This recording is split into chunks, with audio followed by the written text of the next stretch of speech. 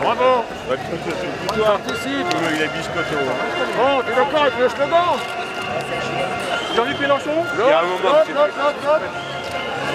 Aujourd'hui, Jean-Luc Mélenchon. Il est tout beau, Jean-Luc, il est tout beau.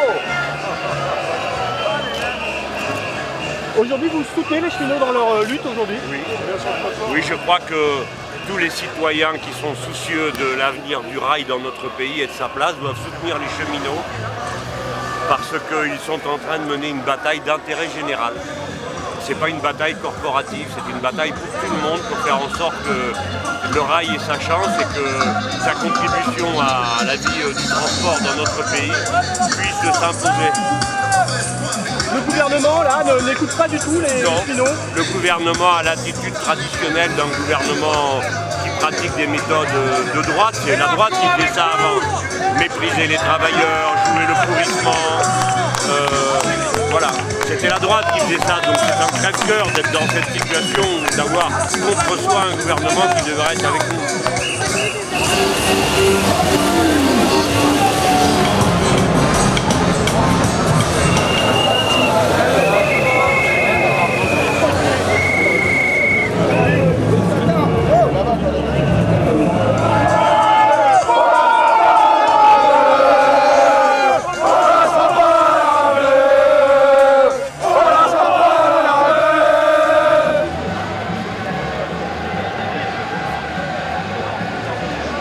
Où en sommes-nous aujourd'hui de la grève, de la mobilisation et de ce projet que vous contestez?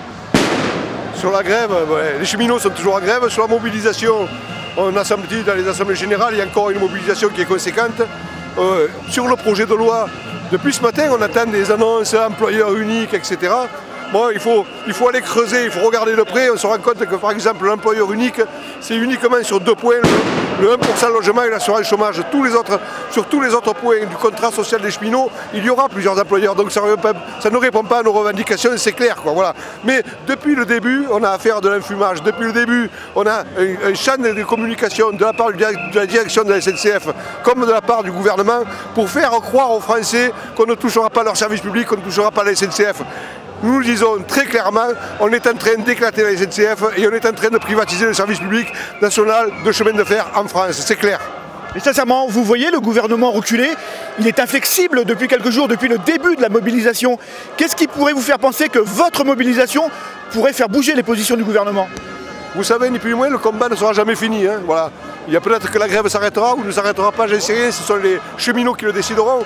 Mais les usagers, les citoyens, quand ils vont voir les dégâts causés par cette réforme, par le fait qu'elle ne soit pas financée, par le fait qu'on n'ait pas traité la dette, par le fait qu'on n'a pas réunifié clairement le chemin de fer en France, quand ils vont commencer à voir les trains supprimés, les gares qui se ferment, les arrêts supprimés dans certaines gares, notamment dans les provinces rurales, vont identifier que notre combat est juste et légitime. À ce moment-là, le combat pourra reprendre avec eux. Et vous savez, un combat ne s'arrête jamais tant qu'il n'est pas gagné. Quel est le taux de grévistes aujourd'hui, vous le savez? Mais il y a depuis le début une désinformation de la direction qui à nous ne nous donne pas les chiffres de grévistes, qui les donne aux médias et qui sont complètement faux parce que imaginez qu'avec seulement aujourd'hui 14 ou 11%, 10 ou 11% de grévistes, il y aurait toujours autant de trains supprimés.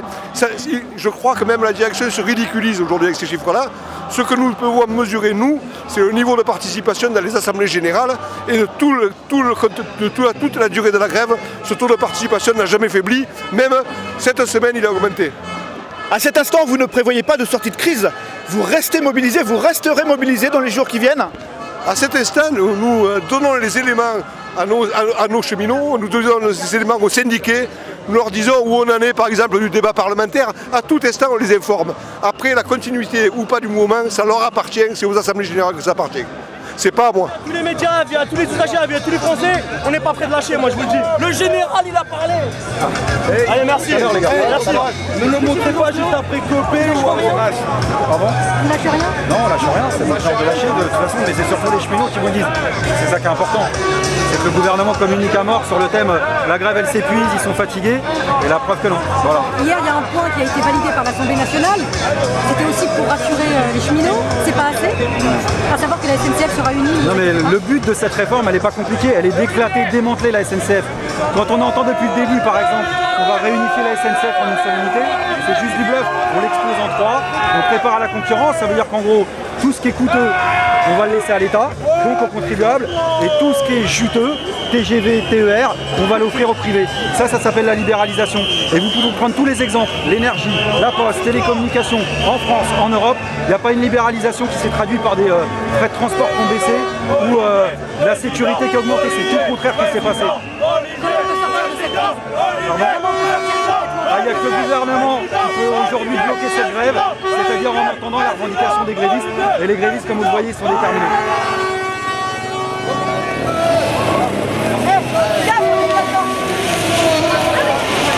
Aujourd'hui, on voit les cheminots, les intermittents, il y a de plus en plus de mouvements sociaux. Est-ce que vous pensez qu'il peut y avoir une union des luttes et un grand soulèvement populaire De toute façon, ça sera la seule issue possible, c'est qu'il y ait une mobilisation d'ensemble, que tous les secteurs aujourd'hui qui sont confrontés aux mêmes politiques, les postiers, les cheminots, les intermittents, unissent leurs forces pour réussir à gagner. Ouais, on attend ce mouvement avec beaucoup d'espoir, ça ne se décrète pas, mais de toute façon, face à ce gouvernement, ça sera la seule issue, c'est qu'il y ait une mobilisation générale. Ouais.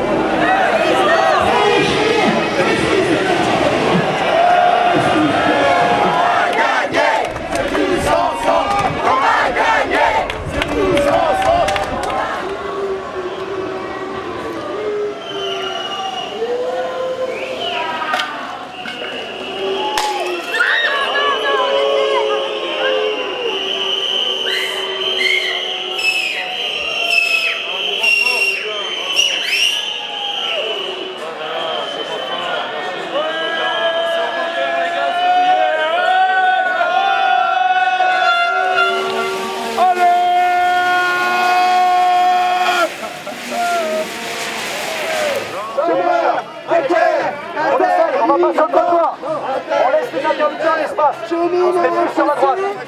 On laisse la moitié plus sur la droite. Cheminots et postiers, avec ou sans papier, solidarité, chômeurs, précaires, intermittents.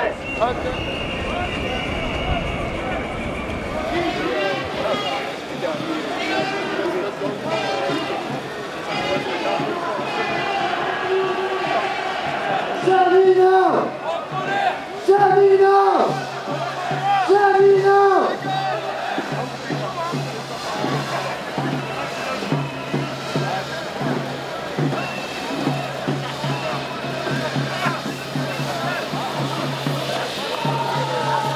À ceux qui veulent exploser l'entreprise en 3 épiques, qu'est-ce qu'on leur dit? À ceux qui veulent nous voler notre statut, qu'est-ce qu'on leur dit? Oui, nous avons raison de défendre notre statut. Oui, nous avons raison de défendre le RH 077. Oui, cette dette, elle n'est pas à nous. Elle est à l'État. On ne la payera pas. Mes camarades, nous avons fait la démonstration aujourd'hui avec nos camarades de l'Interpro, que je remercie et qu'on remercie chaleureusement. Que tous unis dans ce pays, salariés, nous allons faire céder ce gouvernement. Encore une fois, on ne sait pas ce qui arrivera aujourd'hui, demain, après-demain dans les assemblées générales. Mais on sait que la combativité des cheminots et de l'ensemble des salariés de ce pays est intacte. Elle est intacte et elle fera céder ce gouvernement. Que aucun député, que les députés nous entendent, qu'ils n'associent pas leur nom à l'explosion d'une entreprise de service public qui a 77 ans d'existence. Vous n'avez pas le droit, députés, vous n'avez pas le droit, même si Bruxelles l'exige, de voter cette loi qui explose encore une fois notre statut, notre réglementation et qui demain aura des conséquences importantes sur les usagers. Merci mes camarades, tous unis.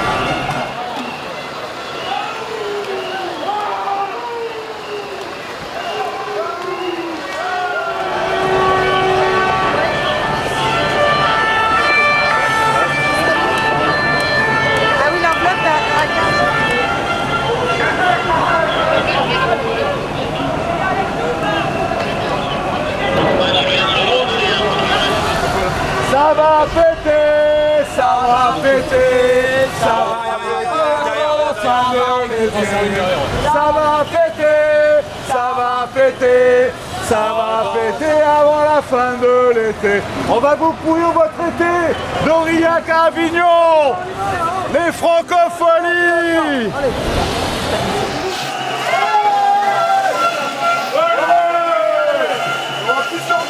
Exproprions-les!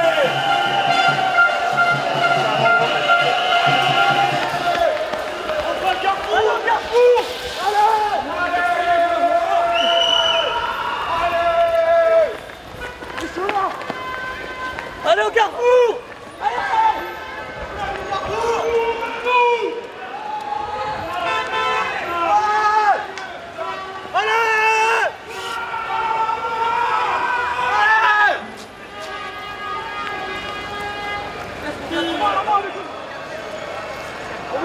Combien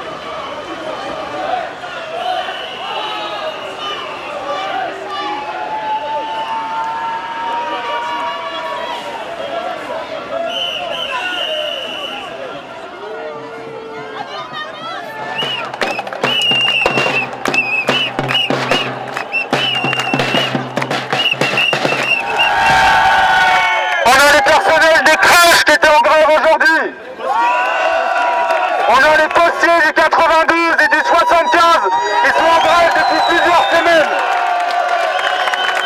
Tout ça, c'est un cocktail explosif. Il faut en avoir conscience, il faut en tirer les conséquences. Les conséquences, c'est que la grève, elle ne doit pas s'arrêter, ni demain, ni lundi, ni à la SNCF, ni ailleurs. La conséquence, aujourd'hui, il n'y a aucun secteur qui a obtenu ce qu'il voulait. Par contre, le gouvernement, avec les annonces qu'il a fait cette nuit sur les amendements votés, c'est le signe qu'il essaye de tuer la lutte en démoralisant une partie et en faisant croire qu'il a lâché quelque chose d'important. C'est évidemment n'importe quoi. Il donne aussi des signes d'être pas très loin de lâcher pour les intermittents. Donc là, ce qui nous manque aujourd'hui, ce qu'on peut décider ici, c'est que la semaine prochaine, on ait une nouvelle date centrale de mobilisation pour tous les secteurs le même jour. Cette date, elle pourrait être mardi et que toutes les gares parisiennes, tous les secteurs des intermittents, tous les postiers, tous les hospitaliers et compagnie, qu'on se retrouve mardi prochain à un même endroit dans Paris pour montrer qu'on continue à lutter, que la grève existe et qu'on ne va pas se faire avoir par les mensonges des médias. Maintenant, j'invite... Bien, je m'appelle Michel, je suis intermittent. Alors hier, nous étions en train d'occuper un chantier de plusieurs centaines d'ouvriers sur le chantier de la nouvelle salle de concert philharmonique.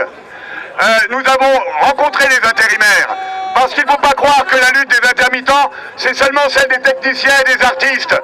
C'est aussi celle des chômeurs et des précaires et des intermittents dans tout leur ensemble. Les intérimaires, avec le nouvel accord sur l'assurance chômage, ils vont perdre de 50 à 300 € mensuels. Ça veut dire que ça va faire bosser, ça va faire baisser les salaires de ceux qui travaillent. Parce que si les chômeurs payent plus, le payent par une régression sur leurs droits, c'est tous les salariés qui vont le baisser, qui vont le payer. On va se retrouver dans une situation à l'allemande avec des millions de travailleurs pauvres. Voilà pourquoi nous nous battons. Nous nous battons pour les chômeurs, les précaires et les intermittents, mais aussi avec les camarades du droit au logement, parce que nous savons que le logement c'est une catastrophe.